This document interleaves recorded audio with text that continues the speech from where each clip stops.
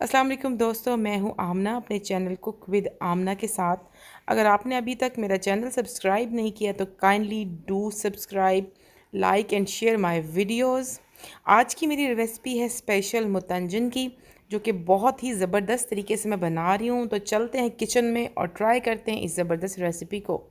दोस्तों, यहाँ पर सबसे पहले मैं ले रही हूँ मार्जरीन या घी या ऑयल, जो भी चीज़ अवेलेबल हो वो आप ले लें और इसको थोड़ा सा गर्म होने दें। गर्म होने के बाद मैं इसमें डाल रही हूँ किशमिश। किशमिश डालूँगी और थोड़ा सा पकाऊँगी, इससे किशमिश थोड़ी थोड़ी सी फूल जाएगी, सॉफ्ट हो जाएगी। इसके बाद मैं इसके अंदर डाल रही हूँ बादाम। मैंने थोड़े से लेकर भिगोए हुए थे, आप भी थोड़े से भिगोइएगा ज़रूर। और इसके बाद थोड़े से पिस्ते, यानी कि तकरीबन 10 से 12 पिस्ते हैं। और इसके बाद मैंने यहाँ पे लिया है कोकोनट, यानी कि नारियल बारीक काट कर।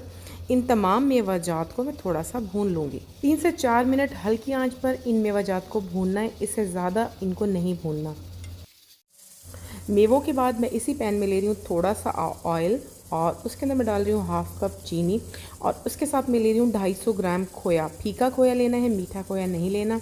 और इसके बाद मैंने इसको पकाना है।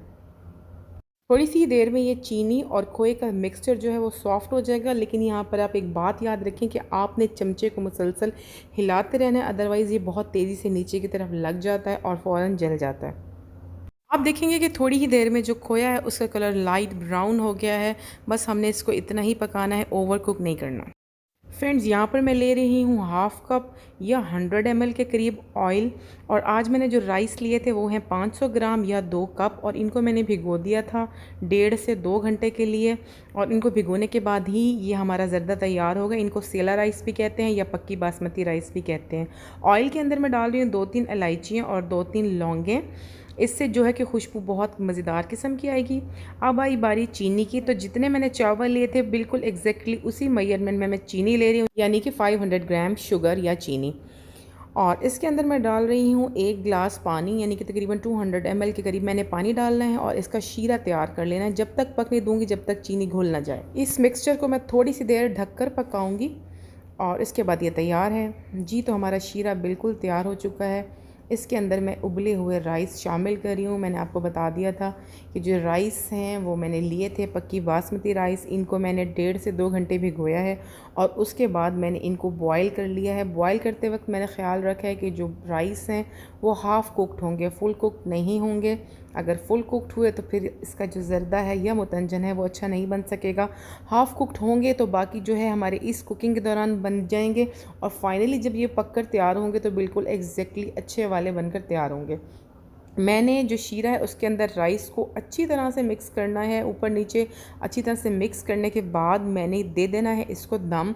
और इसका जो दम है वो भी 30 मिनट्स के लिए दिया जाता है। काफ़ी लंबा दम होता है क्योंकि अभी ये जो चीनी है मज़ीद पानी छोड़ेगी, इसलिए इसको हम हल्की आंच पर दम होने देंगे।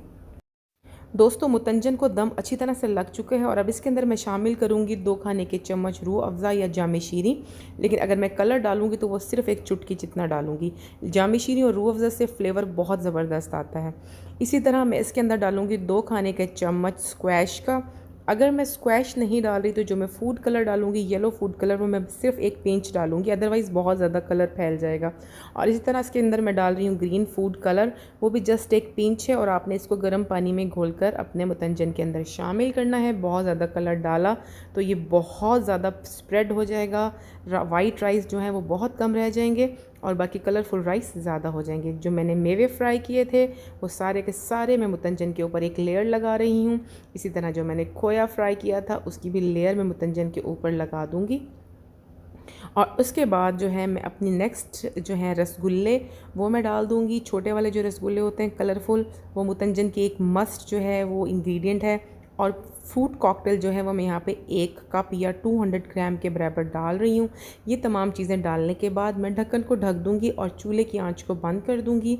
आपने चूल्हे की आंच को चलते हुए नहीं रहने देना, अदरवाइज़ यहाँ पे रसगुल्ले और ये जो बाकी की तमाम चीज़ें बहुत ज़्यादा सॉफ्ट हो जाएंगी और फिर जो है ये टूटने का भी ख़तरा है और चावल भी मज़ीद टूटने का ख़तरा है, तो इसलिए यहाँ पे जो है हम चावलों को मज़ीद दम नहीं लगाएंगे। आंच बंद करके मैंने जस्ट 1 से 2 मिनट का जो है वो दम लगाया था इन रसगुल्लों और तमाम चीज़ों के साथ, और मुतंजन बिल्कुल तैयार हो गया है। आप इसको फैमिली को सर्व कर सकते हैं। वीडियो अगर अच्छी लगी हो तो वीडियो को लाइक एंड शेयर ज़रूर कीजिएगा, और मेरे चैनल कुक विद आमना को सब्सक्राइब कर दें और साथ लगे हुए बेल आइकन को भी ज़रूर दबा दें। मैंने ये जो चीज़ें हैं वो आधी डाली थी और आधी साइड पर रख दी थी, ताकि जब मैं सर्विंग करूं तो बाकी की चीज़ें मैं ऊपर से डालकर सर्व करूं। अगर मैंने तमाम चीज़ें साथ मिक्स कर देती तो मेरी प्रेजेंटेशन जो है वो बहुत अच्छी ना होती। मेरा मुतंजन बहुत ज़बरदस्त किस्म का तैयार हो गया है, शक्ल में भी बहुत मज़ेदार है और खाने में भी बहुत ज़बरदस्त था। आप लोग भी ज़रूर ट्राई किए, अपनी फैमिली के लिए ज़रूर बनाएं।